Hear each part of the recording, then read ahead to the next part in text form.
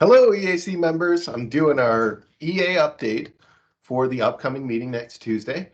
I wanted to let you guys know as a quick reminder that the meeting will be located in the South Room of the Election Center where we have met in person before. We'll also have it online as well. So whatever's more convenient for everybody, we'll be recording the meeting and then sending out minutes with the associated meeting information.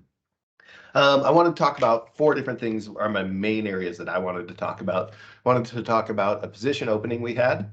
I wanted to talk about our voter database. I wanted to talk about the ongoing legislative session and about redistricting. I'll just dive right into things with our hiring. Bobby Day, one of our election specialists, has recently left our office. We posted a position in December, closed it at the end of the month, and we will start going through and scoring applications beginning next week. We made sure that we sent out an email to the EAC, went through our standard hiring, as well as sent it out through social media to make sure we could get as much of a robust hiring as possible. And as we go through, we're excited to take a look at our applications and then go through and invite people in for interviews. I have not yet seen the number of applicants we've had, so I may have an update at next week's meeting. The next area that I have is that the database, the state voter database is being upgraded. This has been a process that we have been part of since 2019, so it has been a long time coming. As we work to update this database, this will be a new voter database used by every county across the state of Montana, and it's going to arrive on January 17th. We went through and did training with all of our staff here mid-December. And as this database comes out, it's time for a new voter database. It is so much better to have a voter database implemented on a non-federal election cycle rather than a federal election cycle. And we have worked continuously in coordination with the Secretary of State over 4 years to get the best possible database we have. We went through and were trained on it. There were counties that did parallel testing. And while it is not fully perfect, it is as good as can be for implementation. Whenever a big project like this goes live, we do expect bugs to come forward, but we get the opportunity to ramp into things for the 2024 cycle. Legislative session. This is the big area that we're focusing on right now. We have two main things, legislative session and redistricting, that are our biggest focus. During the legislative session, we have 274 elections-related bills. 9 of those have been drafted and introduced. The others are still coming forward, and they range from hand count only, no absentee voting except for military, to requirements for redistricting, equipment requirements, post-election audits, security, other items like that. As we go through, I'm going to be watching them all as they get slated for a committee hearing, providing information for the county as to what the implications of that bill is to Missoula County and to those voters, and then making sure that our delegation gets a good update about how those laws impact us administratively and what those impacts may be to voters. In addition to that, we're in the middle of redistricting. Our redistricting process is the process of updating all of our different political boundaries. And there's 2 different processes that take place. The state process, which is wrapping up right now. This is the process of using census data to confirm and provide out House and Senate districts.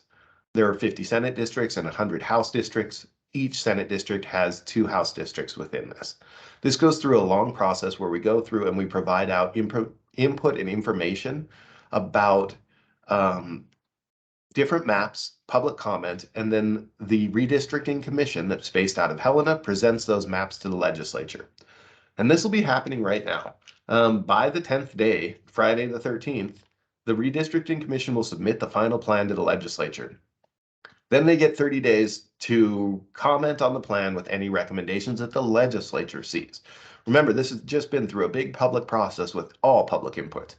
From that, they'll have 30 days from the return to the legislature for the commission to act on those recommendations and then file that plan with the Montana Secretary of State.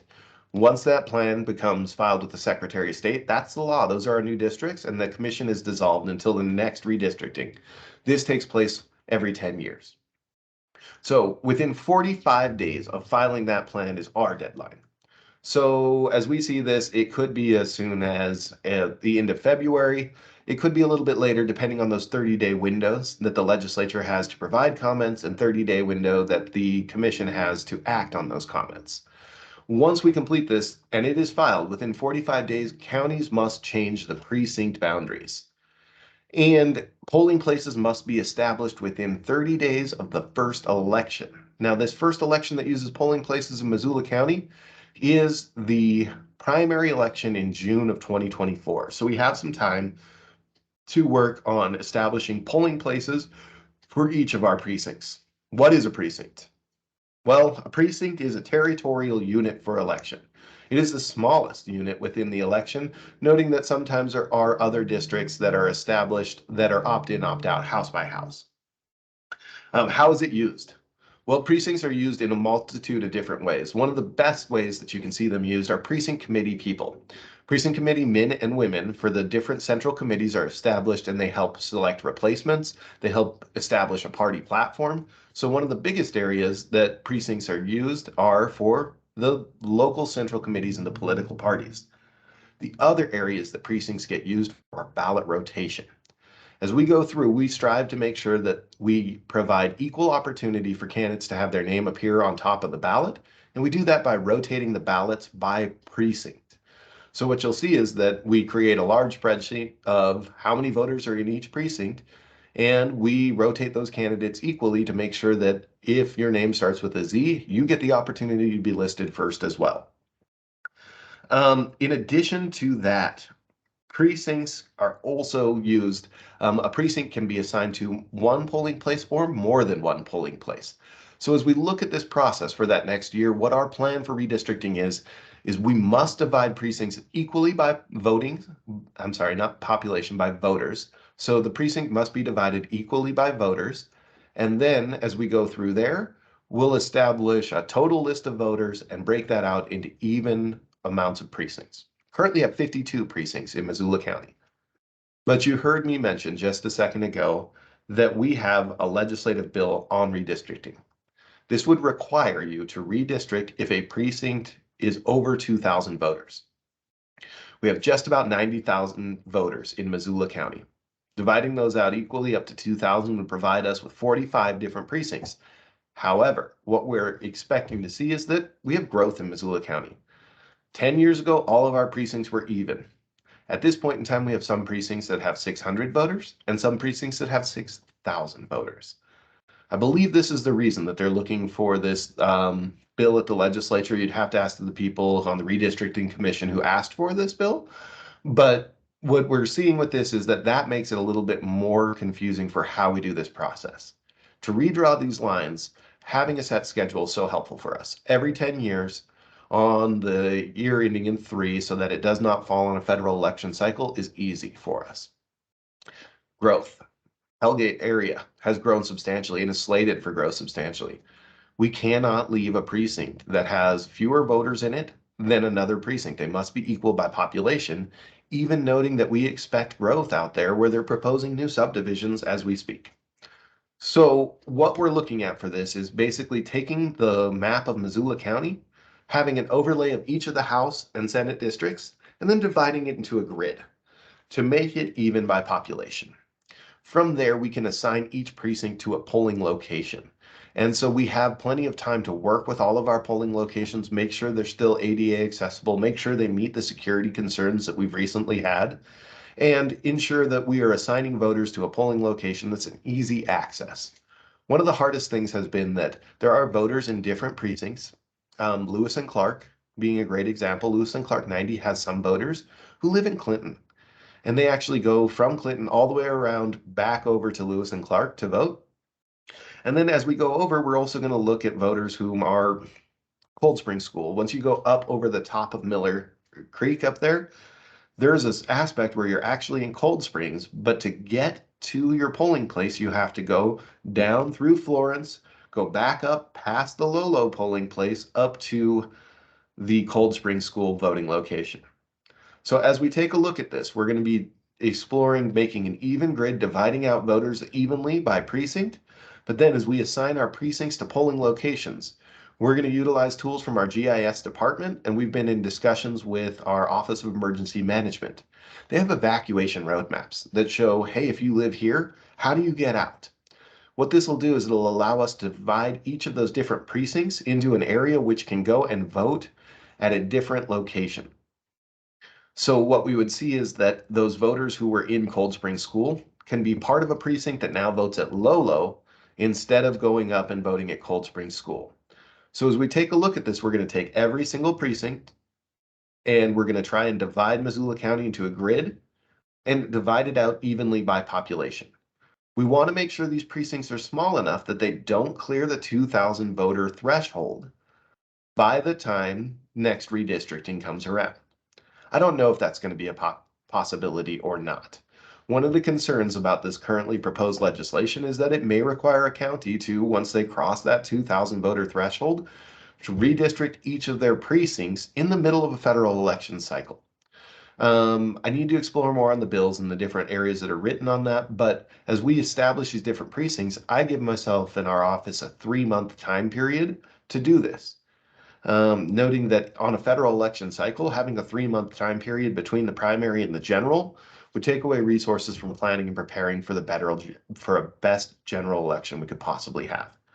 So we may be looking at adding in additional precincts. I've had some preliminary discussions with a couple of the central committee people about this to state, hey, what does that do to you? And that does make the central committees a little bit larger, but there are potential plans to explore different ways to help manage those central committees. In addition to that, it does create additional ballot styles or ballot rotations. And the more ballot styles you have at one polling place, the more opportunity there is for human error to give that wrong ballot style to that voter. So as we look at all of these, we want to have as few precincts as possible, but we also want to make sure that our precincts are small enough that they don't grow to cover that 2,000 voter cap.